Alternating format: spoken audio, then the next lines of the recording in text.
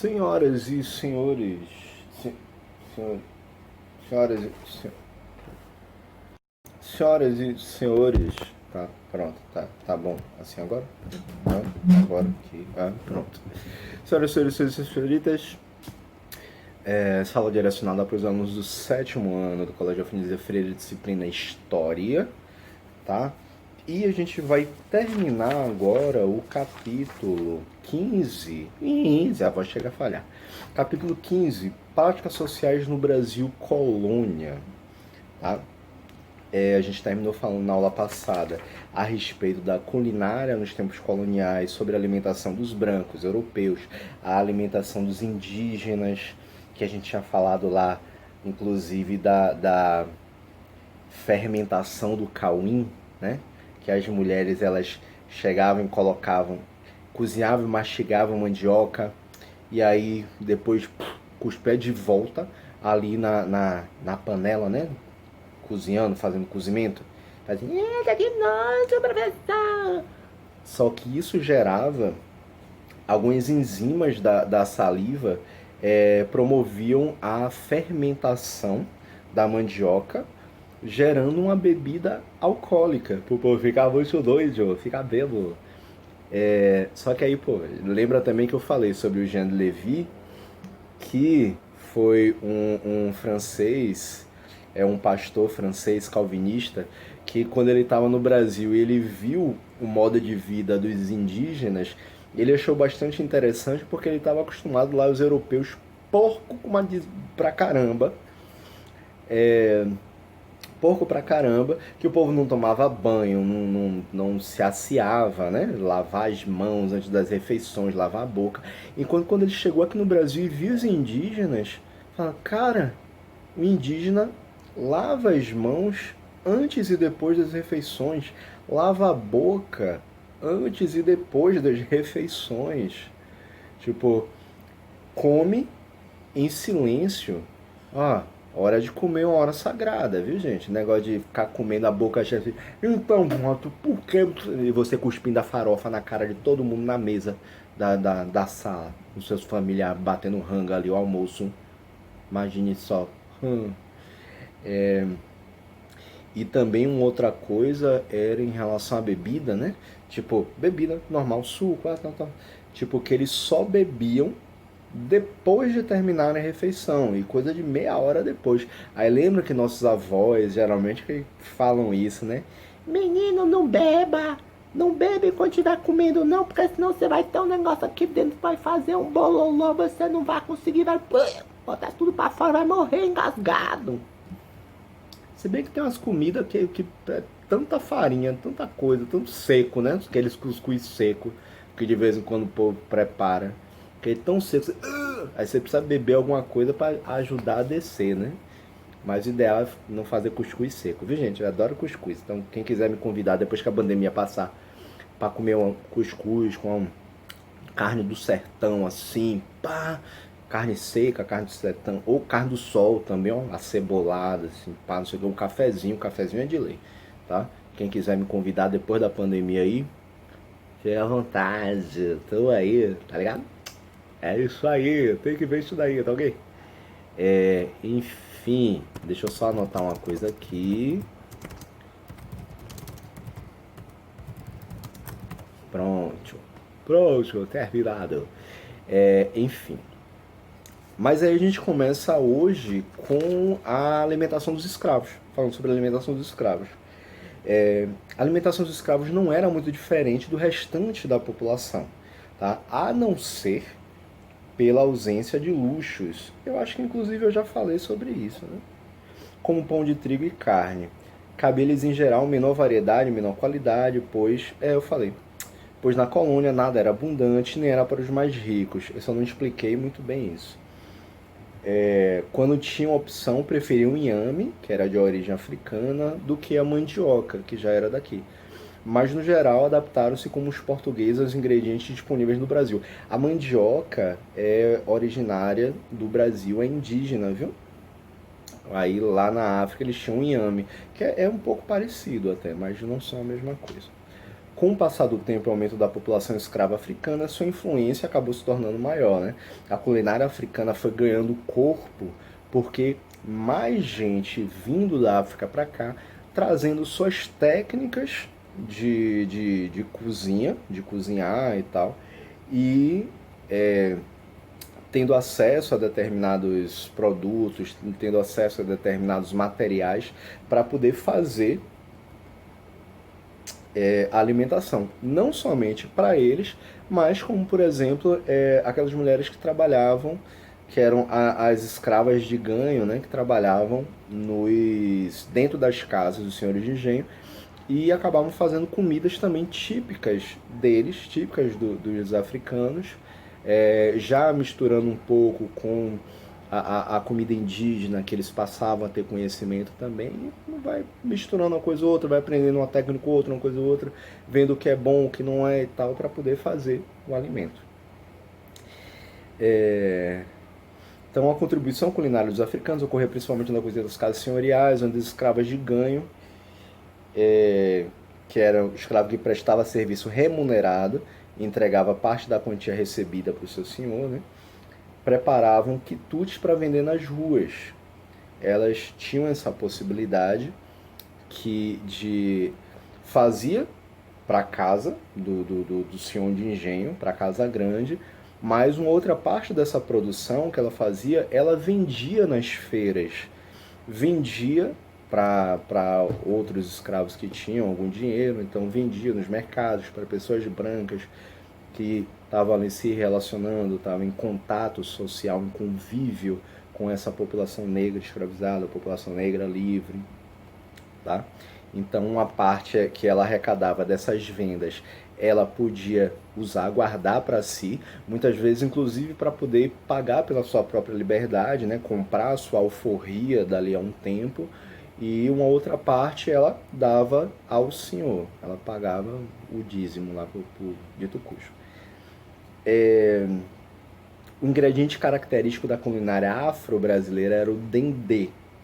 Dendê, que é uma frutinha assim, vinda do dendezeiro, tá? Ou mariol, que é muito identificado com a culinária baiana. A gente tem o azeite de dendê, por exemplo, a muqueca. A muqueca a gente faz com azeite de dendê.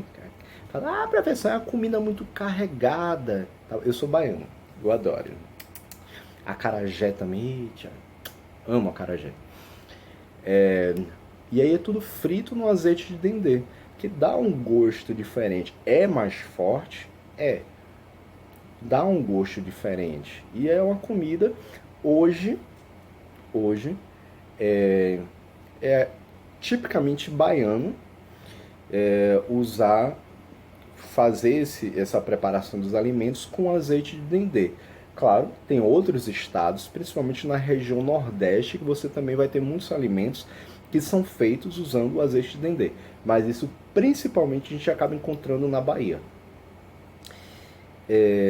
A cozinha afro-brasileira foi assim, como a cozinha euro-brasileira, a mistura dos europeus com brasileira, uma adaptação cultural ao novo ambiente. Já que estava aqui, você vai pegar, vai se utilizar dos materiais, dos alimentos, né, da matéria-prima que o próprio local vai fornecer para vocês.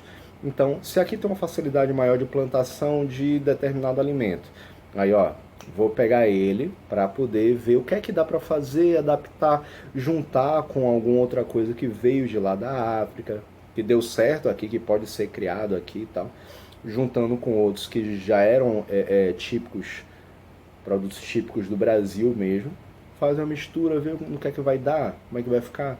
Tipo a mandioca mesmo, que é indígena, a farinha de mandioca, o aipim frito, né? Delícia assim e tal. Inclusive, se não rolar o cuscuz, né, vocês me chamarem assim, rola um aipinzinho frito também, né, mandioca frita, macaxeira, a macaxeira frita, assim, pá, não sei o que.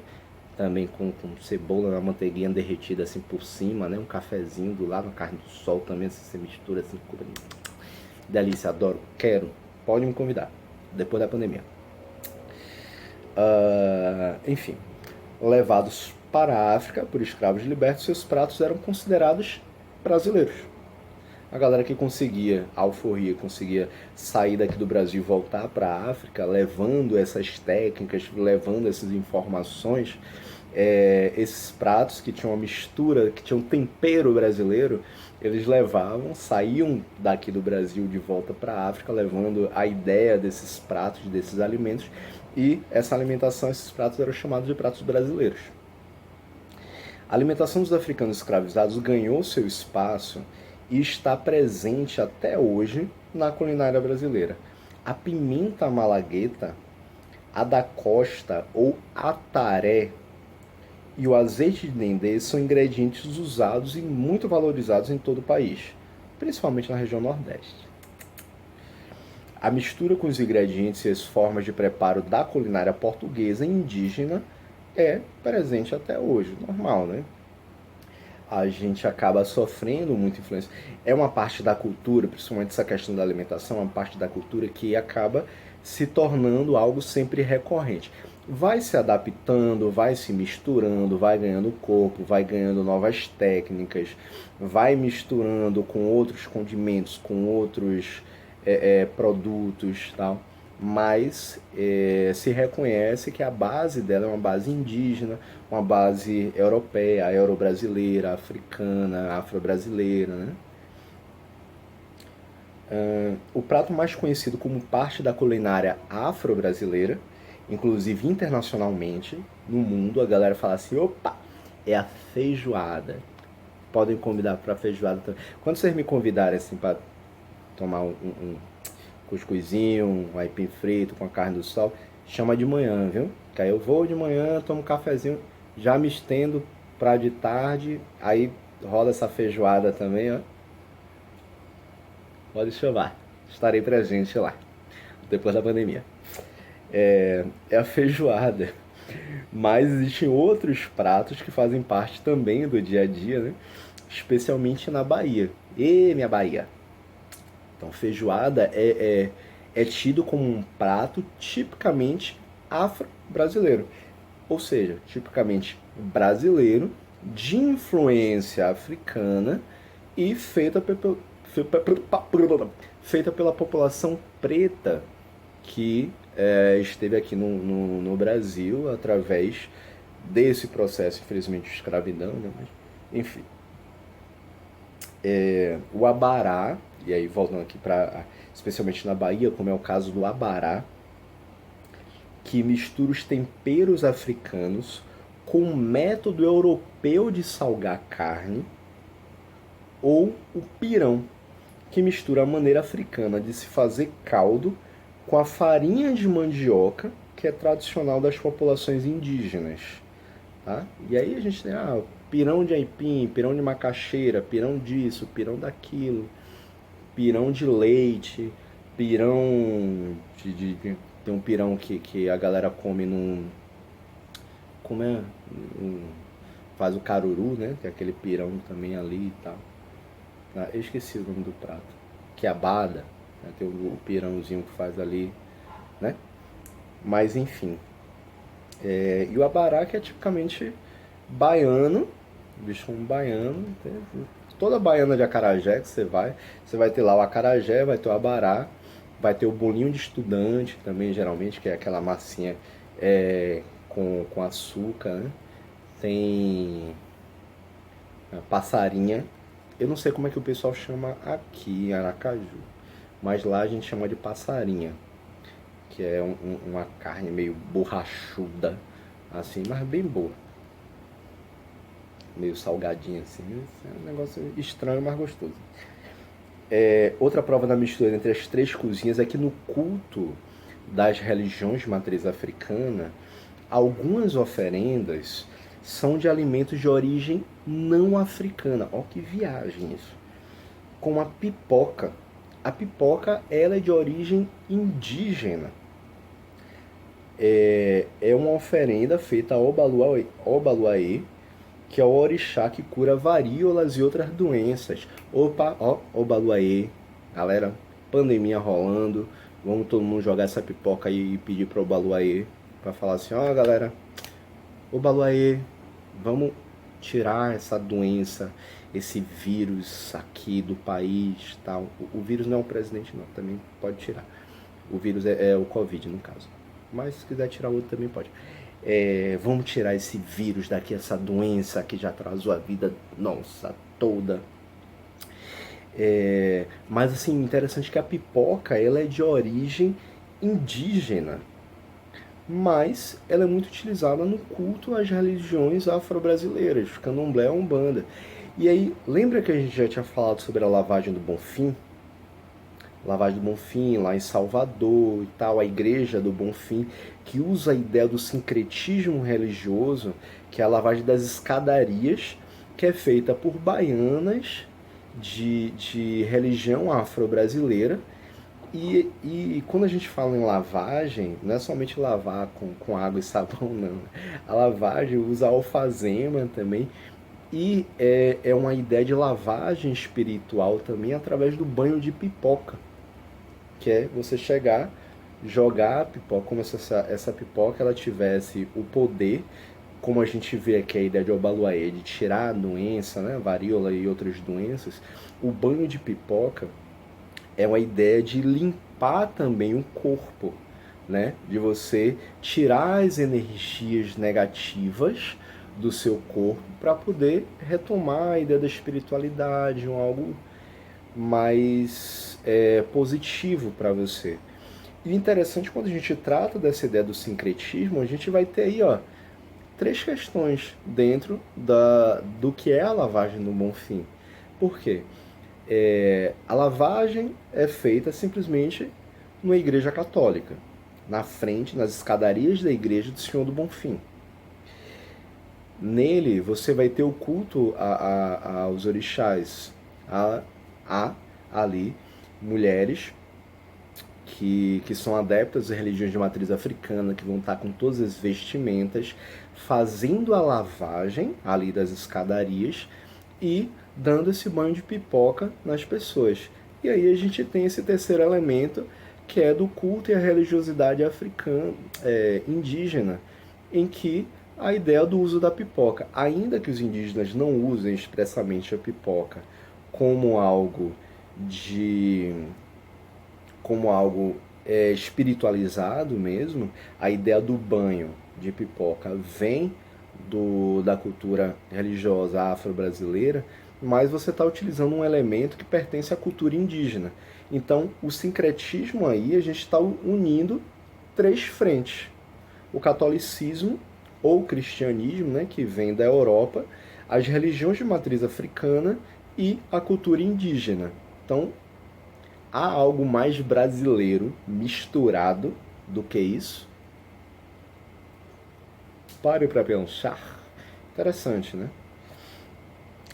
Curiosamente, além da influência da cultura africana na mesa do brasileiro, o oposto também ocorreu.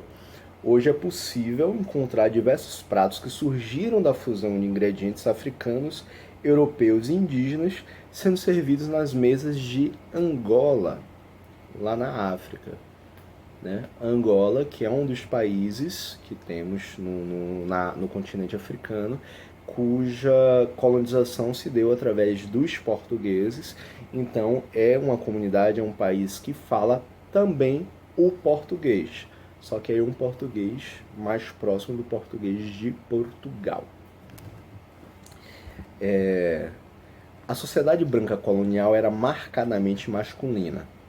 Como não havia nada na colônia que atraísse a imigração espontânea, os únicos a desembarcar nas terras brasileiras eram, naquele momento, homens a serviço do rei que vinham para o Brasil sozinhos.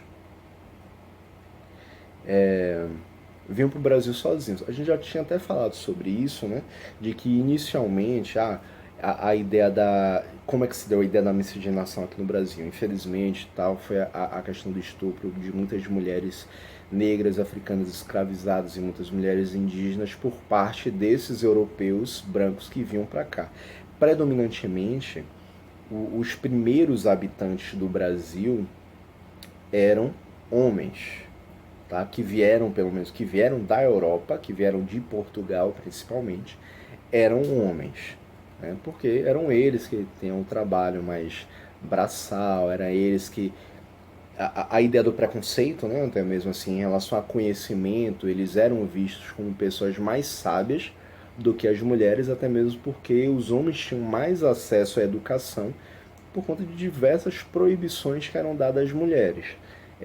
A função da mulher naquela época, naquela visão da Idade Média, porque ali a gente está vivendo durante o período da Idade Média, era de que elas eram basicamente donas de casa. Elas serviam, elas existiam para servir aos homens, servir ao marido, servir ao pai, primeiro, tanto a esposa dele quanto as filhas serviam para estavam ali, existiam para servir ao pai. E no momento que ele concedesse a mão dela em casamento para um outro homem, ela deixaria de ser uma propriedade do pai para se tornar uma propriedade do marido, mas sempre com essa ideia bem machista, bem patriarcal, de que a mulher seria submissa ao homem.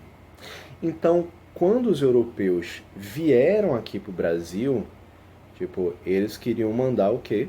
A galera que era mais ligada a conhecimento, aos trabalhos braçais, quem teria mais condição de chegar e dominar aquele espaço. Então, a grande maioria das pessoas que acabaram vindo aqui para o Brasil naquela época eram de homens brancos europeus, portugueses, espanhóis, portugueses principalmente. Então, está homens a serviço rei que vinham para o Brasil sozinhos. Muito mais interessado em extrair recursos da colônia do que fundar uma verdadeira comunidade europeia, a coroa portuguesa tinha muita resistência em mandar mulheres para as colônias, fazendo exceção somente às órfãs, que vinham mesmo assim em pequena quantidade. Olha que viagem! As órfãs, aquelas que não tinham pai nem mãe e geralmente não eram casadas também, é que eram liberadas para vir para cá. Só que como era uma quantidade bem menor, então ainda assim havia essa disparidade muito grande entre homens e mulheres, né? E tinha isso também, a questão de que o Brasil estava aqui falando assim, é uma terra que a gente vai explorar, vai tirar o máximo de recursos possível, quando não der mais a gente larga lá de lado e volta para cá. Só que eles achavam que o Brasil era somente aquela faixazinha de terra ali no litoral. Depois que eles foram entrando, foram conhecendo, vendo que havia um mundo de opções, um mundo de coisas para eles explorarem ainda. E aí foi que eles passaram desse pensamento somente de exploração para uma ideia de colonização, aí sim, de povoamento, mas ainda focado na ideia de exploração. Poder criar um ambiente em que as pessoas pudessem sair de Portugal, virem para o Brasil para poder morar aqui, viver aqui, constituir sua família aqui, mas sempre com a ideia ainda de exploração do local. E não de desenvolvimento do local, por isso que tem essa ideia. Explorar, sim, desenvolver, nem tanto, porque eu só quero pegar o recurso que você tem. Depois de algum tempo, falando, não, ó, talvez seja um local interessante para a gente começar esse desenvolvimento também industrial, tal, não sei o que. Não é somente explorar recurso, tá? Então, assim, dessa maneira, as mulheres da colônia eram sobretudo indígenas, com quem os portugueses iam constituindo uma sociedade mestiça. Os portugueses chegavam aqui, olhavam a Índia, as índias inicialmente. Lembra que a gente falou, lembra que tinha um padre safado lá, deixa eu ver o nome dele aqui, peraí. Tinha o Bispo Sardinha. Bispo Sardinha começou a ver aquelas mulheres nuas, as índias, né? As mulheres indígenas nuas, falando que absurdo, porque na Europa não é assim, esse povo é incivilizado, que não pode isso tal. Mas enfim, os portugueses ficavam doidos vendo as indígenas todas nuas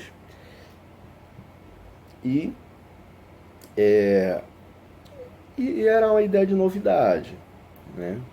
Apesar de que acabou ocorrendo muita exploração dos corpos dessas mulheres indígenas também, o estupro dessas mulheres indígenas, mas tiveram algumas relações que foram relações mesmo com algum tipo de sentimento. É o que, por exemplo, a gente fala a respeito de Caramuru e Paraguaçu, né? Falou da Caramuru, a invenção do Brasil e tal, do filme. Mas enfim. Os filhos dessas uniões procuravam sempre se identificar com os portugueses, mesmo que seu idioma fosse a língua geral dos indígenas e não a língua portuguesa. Por quê? Que eles queriam ser identificados como portugueses, porque assim eles poderiam ter mais chances na vida, né? Os hábitos familiares dos indígenas, muito mais livres do que os portugueses, do que os europeus, eram vistos pelos padres católicos como bárbaros e pecaminosos. Bárbaros é a ideia de selvagens, né? E pecaminosos é de pecado mesmo. Então, tudo que o indígena fazia, como era algo que não era feito pelos cristãos da Europa, e os cristãos que vieram aqui para esse processo de catequização da população indígena, quando eles viam algo que era feito de diferente, principalmente na ideia da moral, né, dos costumes familiares, via assim, não, peraí, isso daí não é o que a gente faz na Europa. Então isso é coisa de selvagem, isso é coisa de gente impura. Só que era cultura indígena. Era tipo a ideia de andar nu. Aí fala, isso é pecado. Não, mas isso fazia parte da cultura indígena. Se os portugueses não tivessem invadido aqui o Brasil, a cultura indígena, tipo, a gente já tem um país com muito mais florestas, inclusive. A cultura indígena iria ser permanente dessa forma. Ou mesmo que tivesse havido esse processo de colonização, mas com respeito às populações indígenas, ao invés de se dizimar mais de 90% da população originária, talvez hoje a gente tivesse um ambiente completamente diferente no nosso país, com um respeito muito maior e sem essa ideia racista, essa ideia xenófoba, sem a destruição de nossas florestas. Haveria um respeito muito maior existindo aí, né? Talvez, somente suposição que a gente pode fazer, porque a gente sabe que não é a nossa realidade essa, né? Então, a prática indígena do cunhadismo incentivava a poligamia entre os portugueses, situação que os padres da Companhia de Jesus não podiam legalizar. Com o passar do tempo, o número de mulheres brancas vindas de Portugal, ou mestiças da elite, que eram consideradas como brancas, então que era essa mistura de... Geralmente já eram outras gerações, segunda, terceira geração da relação entre indígenas e europeus. Então, a filha de um indígena com um europeu nasce um mestiço que tem uma cor de pele mais clara. Então, quanto mais claro for, mais aceito pela sociedade europeia, mais aceito pela sociedade em geral. E acaba sendo, chegando a determinado momento, que ela acaba sendo vista mais como uma pessoa branca e não como alguém indígena.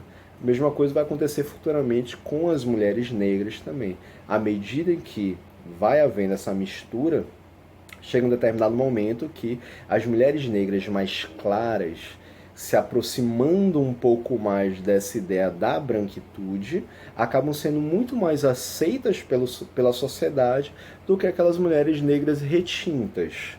Né? Então, a gente sabendo, por exemplo, que a gente vive dentro de uma sociedade que é racista, pra caramba, sim, o Brasil é um país muito racista, infelizmente, e a gente sabe que, se a gente for fazer esse tipo de comparativo, vai saber que as mulheres pretas, a população preta, homens e mulheres retintos, que são aqueles negros de pele negra mais escura, eles são muito menos aceitos pela sociedade do que a população negra que tem a pele mais clara.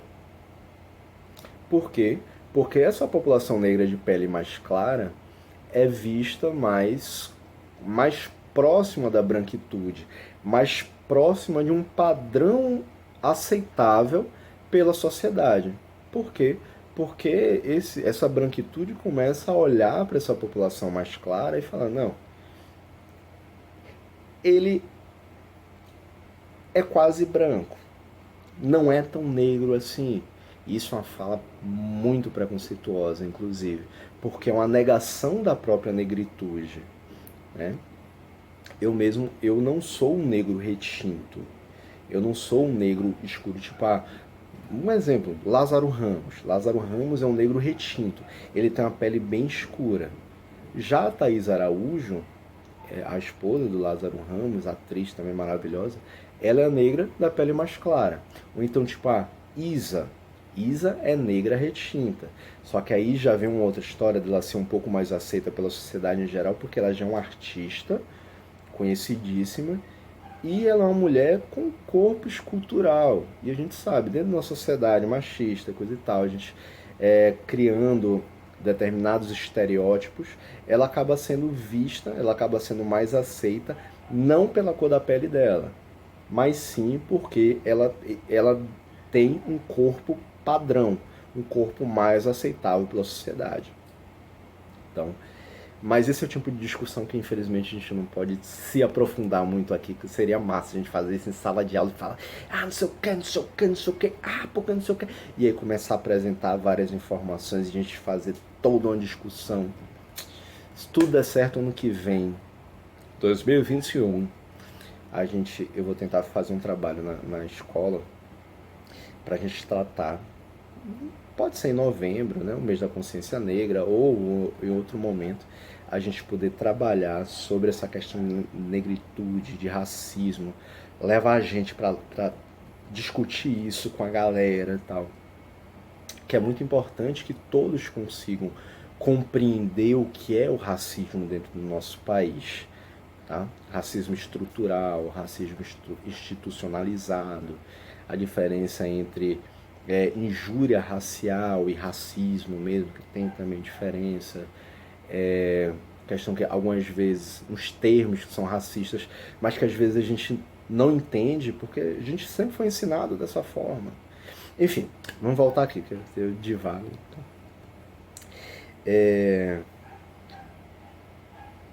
Com o passar do tempo, o número de mulheres brancas vindas de Portugal, mestiças de elite que eram consideradas brancas, foi aumentando. Os casamentos celebrados pela Igreja Católica passaram a se tornar regra. Vocês lembram que a Igreja Católica não aceitava fazer casamento de brancos com índios ou brancos com negros, né?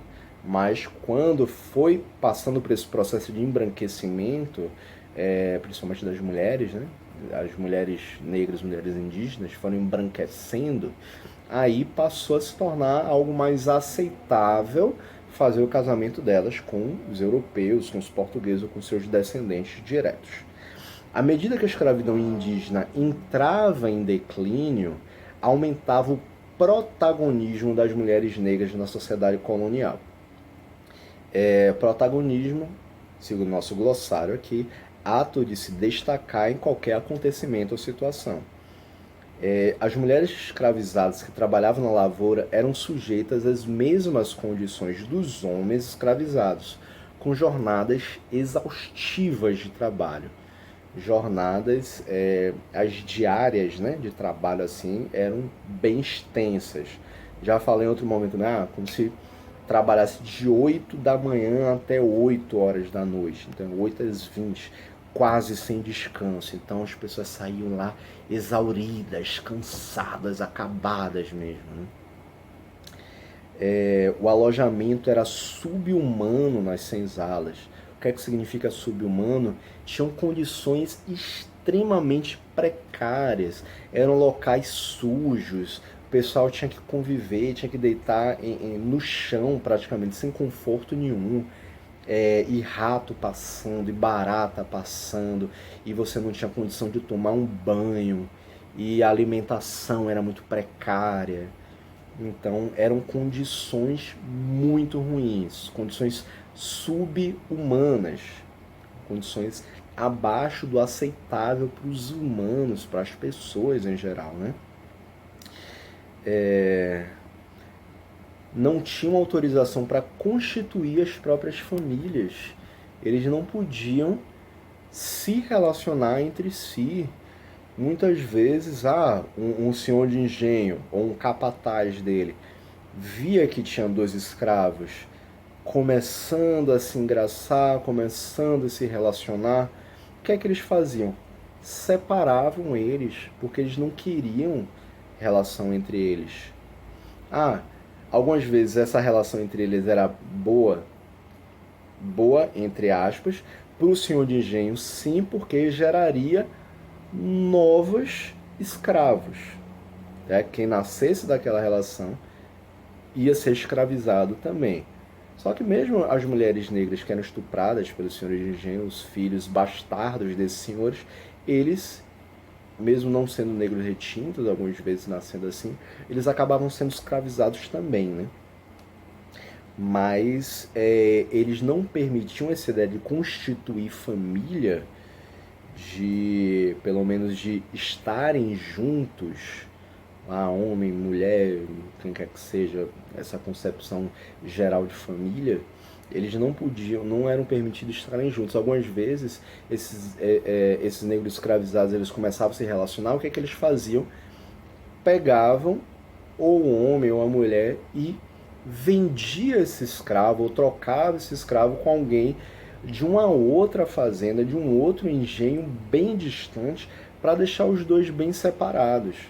Por quê? Porque para eles tinham, não, essa relação entre os dois pode gerar alguma descontração. Não é isso que a gente quer. Se uma mulher negra engravida, ela vai ter que ficar durante algum período sem poder trabalhar. Se ela não trabalha, ela não produz. Se ela não produz, isso não é convertido em produto, consequentemente em dinheiro para mim, para o senhor de engenho. Então, por isso que a relação entre os negros africanos escravizados era geralmente combatida, não era aceitável por parte dos senhores de engenho. Susto. Quando trabalhavam nas casas dos senhores, elas traziam seus conhecimentos culinários, no entanto, ficavam mais vulneráveis aos abusos dos senhores, que a qualquer momento podiam separar as famílias, vendendo os filhos ou os maridos delas. As escravas de ganho tinham certa autonomia, pois vendiam produtos nas ruas e ganhavam uma pequena porcentagem do lucro, tendo a possibilidade de juntar dinheiro para comprar um dia sua liberdade, comprar sua alforria. E aí a gente tem um quadro do Henry Chamberlain chamado Quitandeiras da Lapa, que aqui tem. As cenas urbanas coloniais registram a presença de muitas mulheres escravizadas prestando os mais diversos serviços, como quitandeiras, que eram quitandeiras, negras de tabuleiro e lavadeiras. Negras de tabuleiro, bandeja rústica de madeira no qual o vendedor ambulante carregava seus produtos comestíveis. São aquelas cestas, né? Que você coloca os produtos aqui e vai vendendo. Quitandeira que tinha uma quitanda, que tinha uma vendinha, né? Um toldozinho, e aí tinha vários tabuleiros, várias cestinhas assim com os produtos. E as lavadeiras, que eram aquelas mulheres que, geralmente mulheres, né? Que pegavam roupa para poder lavar. Então, ia indo de um lugar para outro. O senhor ali do mercadinho, tá? Um comerciante. Aí ela vai lá, eu sou lavadeira, tal. Eu tenho umas roupas aqui para lavar. Então, ele pagava por isso, pagava pelo serviço, ela lavava e entregava depois para ele. Tá, não sei o quê. Tem alguns filmes bacanas. O filme 12 anos de escravidão tem cena retratando isso, vocês podem assistir, é interessante. Tem alguns outros filmes, depois eu posso indicar para vocês. E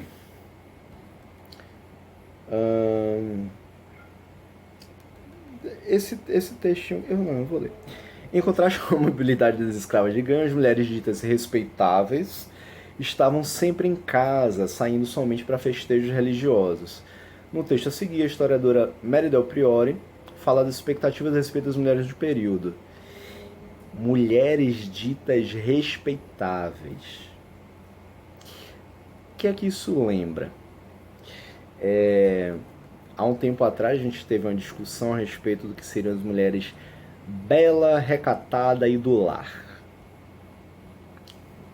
Bela, recatada e do lar seria uma mulher respeitável? A origem disso, que eram tidas como as mulheres brancas que estavam lá dentro da casa, dentro dos engenhos, enquanto as mulheres negras estavam sendo exploradas, estupradas, trabalhando na lavoura, trabalhando nas plantações. Ou então, quando a gente fala cidadão de bem, qual é a ideia de cidadão de bem? Aquele cidadão respeitável, aquele cidadão que segue a moral e os bons costumes. Muito interessante porque os senhores de engenho, eles eram tidos como os cidadãos de bem daquela época. E aí, nesse caso, era o quê? O cidadão de bem que frequentava a igreja, que era dono de uma casa, tinha sua casa, tinha sua esposa, suas filhas, seus filhos, trabalhava, ganhava dinheiro, sustentava, escravizava, torturava, estuprava, matava, traía a esposa. Era o cidadão de bem naquela época. Não é muito diferente do cidadão de bem de hoje em dia, né? Tirando algumas coisas de talvez de matar, de escravizar as pessoas, né? Mas enfim. O colonizador europeu trouxe para o Novo Mundo uma maneira particular de organizar a família. Esse modelo constituído por pai e mãe, casados perante a igreja, corresponde aos ideais definidos pela Igreja Católica no Concílio de Trento em 1545. A gente segue hoje algo que veio quase 500 anos atrás, né? Sabendo que o mundo evolui. Deixa eu beber uma água. Sabendo que o mundo evolui, que muitas mudanças aconteceram ao longo do tempo. A constituição de família mesmo acabou mudando em relação a várias questões, seja a partir de relações entre casais homoafetivos, seja a constituição de uma família que não tenha um pai ou uma mãe, então pode ser uma mãe solo ou um pai solo devido ao falecimento, devido ao que tenha ocorrido com a mãe, seja de núcleos familiares que não tenha nem mesmo pai e mãe, seja só o neto e sua avó, os seus avós ou tios. Tudo isso é família. Tudo isso é família. Então, querer chegar e dizer assim, família é pai, mãe, homem, mulher e filhos. Não. Hoje não existe mais essa ideia somente disso. Homem, mulher, filho é família? Mas existem outras formas de constituição de família. Havendo amor dentro daquela relação, havendo respeito dentro daquela casa, preocupação, amor, carinho, dedicação, estão dentro da casa deles, estão vivendo a vida deles, estão criando a família deles de uma forma que vai respeitar o próximo, tanto dentro de casa quanto fora de casa, convivendo com a sociedade que está ali ao redor. Então, se há respeito, independente de quem tenha criado você, independente de suas escolhas, opções ou orientações, quando você está convivendo com a sociedade e havendo respeito, havendo diálogo entre todos ali, por que não pode conviver junto? A Igreja Católica procurava assim universalizar suas normas para o casamento e a família. A mulher nesse projeto era fundamental. Pobre ou rica, a mulher possuía, porém, um papel: fazer o trabalho de base para todo o edifício familiar. Educar os filhos segundo os preceitos cristãos, segundo os princípios, as regras cristãs, ensinar-lhes as primeiras letras e atividades, cuidar do sustento e da saúde física e espiritual deles, obedecer e ajudar o marido. O marido não tinha obrigação de obedecer e ajudar em casa, não. A ele cabia somente o sustento, né? Podia chegar em casa, ó, trouxe comida, ó, trouxe dinheiro pra cá. Cadê? Cadê minha roupa lavada? Cadê a comida pronta? Ah, não tá pronta não, é? Dava porrada. Cidadão de bem. A soma dessa tradição portuguesa com a colonização agrária e escravista resultou no chamado patriarcalismo brasileiro. A ideia do patriarcado, da ideia de pai, pátria, patriotismo, né? Ah, sou patriota! É a ideia, claro, a ideia de patriota hoje é a ideia de um nacionalismo exacerbado, né? A ideia de Brasil acima de tudo, tal, não sei o quê. Só que a origem desse termo de pátria, patriarcado, é de pai. A ideia de pai mesmo. Então, quando a gente fala o patriarcado, é a criação de uma sociedade, a criação de uma ideia de família sempre voltada para o homem sendo o centro do universo. O homem masculino sendo o centro da família, sendo o ponto principal. E as outras opiniões não importam. O papel da mulher é um papel de submissão. O papel dos filhos ficam limitados ao que a mulher ensina, principalmente se for menina. Porque se for menino, chega um determinado momento que a ele vai ser dada a ideia também de sustento, de ele pode tudo, a irmã não pode nada. Por que se traz uma ideia de que as mulheres amadurecem mais cedo? Na verdade, não é que a mulher amadureça mais cedo, mas sim, por conta da nossa estrutura social, faz com que as mulheres desde cedo acabem ganhando muito mais responsabilidades do que os homens. Por isso que, para os meninos, para as crianças, dentro das crianças, ideia de infância, os meninos, qual é o presente que eles ganham? Um boneco, um carrinho, uma bola. E as meninas? Uma boneca, uma casinha, um fogãozinho, um conjunto de varrer, tal. E aí, quando elas atingem a determinada idade, que elas têm alguma consciência, já começa a dizer: fulano com 6, 7, 8 anos, varra aqui a casa, me ajude a lavar os pratos, coloque a mesa. E um menino com essa mesma idade, qual é a responsabilidade que é dada a ele? Nenhuma. A menina chega a 10, 11, 12 anos, já está fazendo comida. Qual é a responsabilidade que é dada para o menino? No máximo, arrumar a cama. E olhe lá. Quando a menina chega com 14, 15 anos e tem um irmãozinho ou uma irmãzinha mais nova, mais novo, mais nova, qual é a responsabilidade que é dada à menina? Cuide do seu irmão.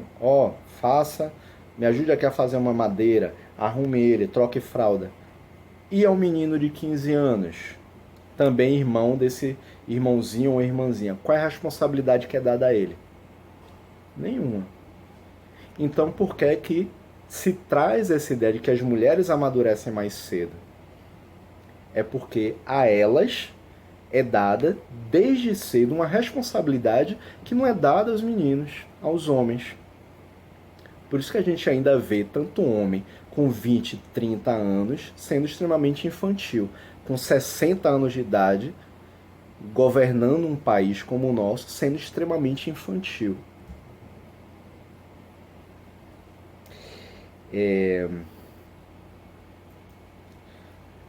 Tratava-se de uma grande família reunida em torno de um chefe, pai e senhor forte e temido, que impunha sua lei e ordem nos domínios que lhe pertenciam.